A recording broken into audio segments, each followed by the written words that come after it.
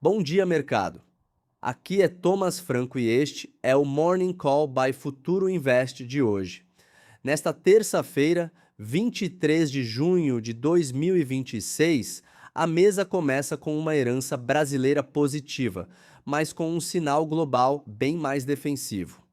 Ontem, o Ibovespa subiu 1,21%, fechando na faixa dos 170 mil pontos, com volume perto de 24 bilhões de reais.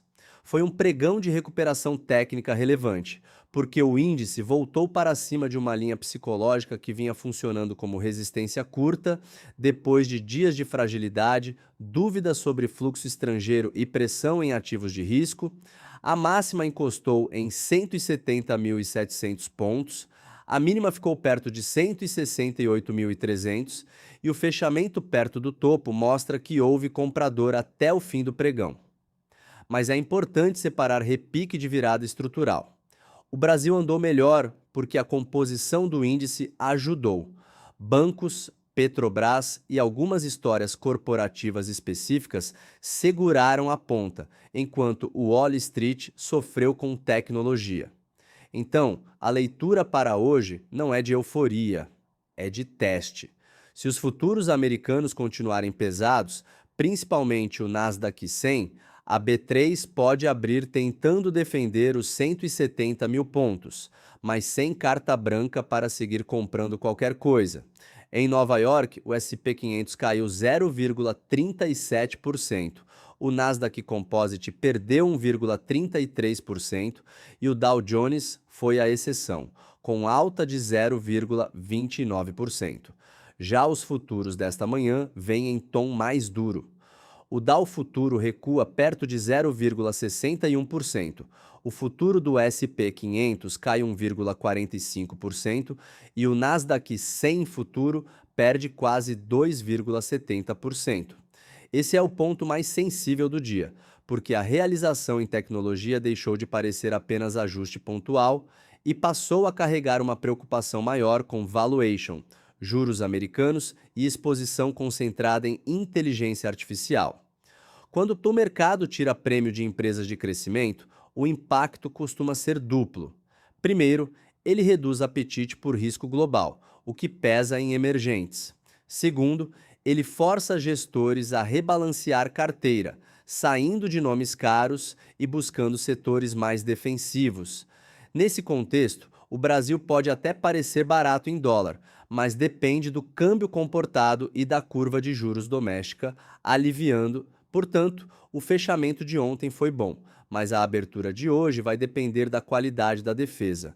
Banco comprando, dólar abaixo de R$ 5,14 e commodities sem piora adicional seriam os ingredientes para preservar o movimento. Na B3, o destaque absoluto foi Asas 2154, que disparou 10,48%. O gatilho veio da confirmação de que a companhia avalia alternativas estratégicas para os ativos ligados à Farm Hill, com o Morgan Stanley assessorando a análise.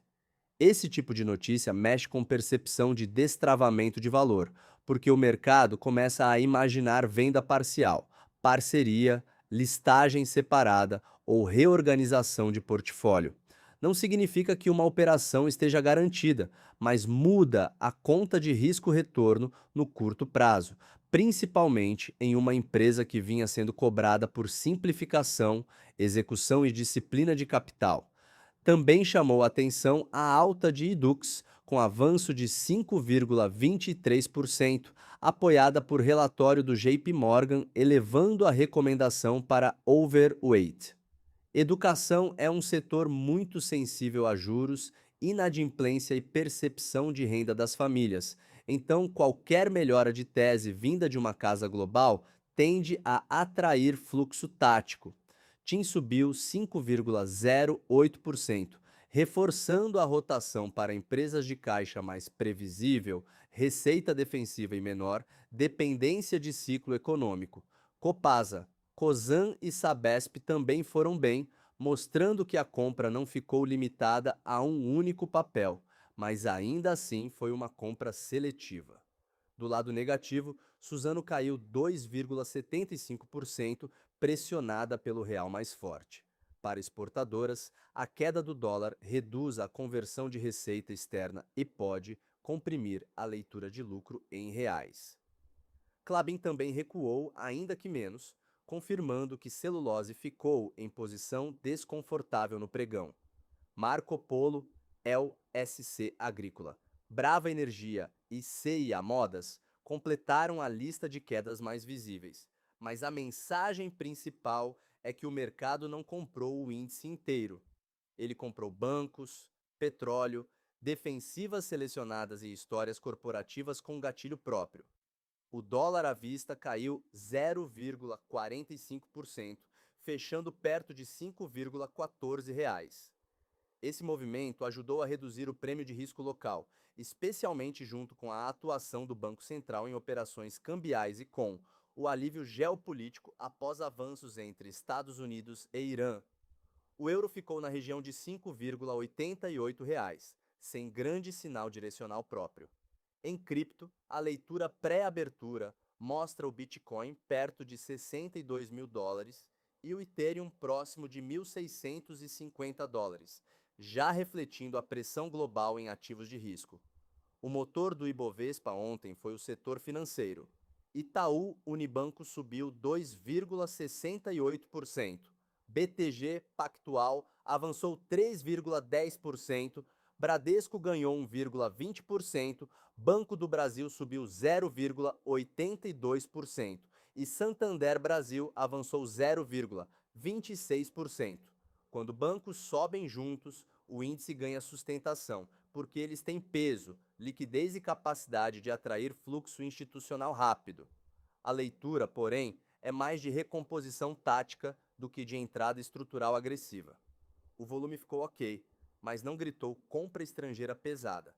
Para mudar esse diagnóstico, eu gostaria de ver novo pregão positivo, volume acima da média, dólar renovando mínimas e juros futuros cedendo na parte intermediária da curva.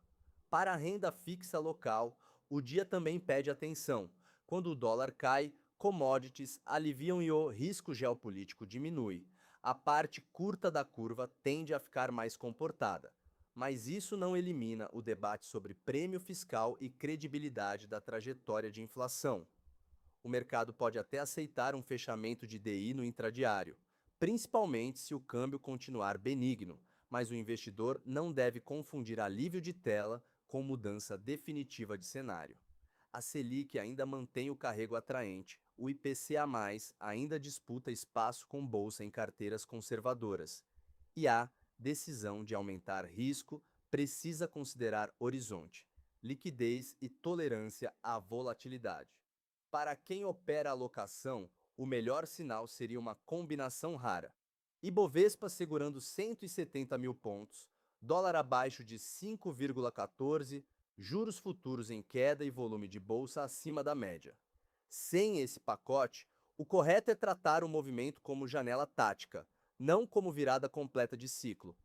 Petrobras também ajudou, com a preferencial subindo perto de 0,95%, enquanto Vale avançou apenas 0,20%. A estatal continua no radar por dois vetores.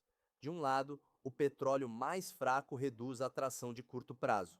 De outro, as notícias de investimento em bioquerosene e diesel renovável na refinaria de Cubatão, junto com a cooperação com a Pemex, mantém a discussão estratégica viva.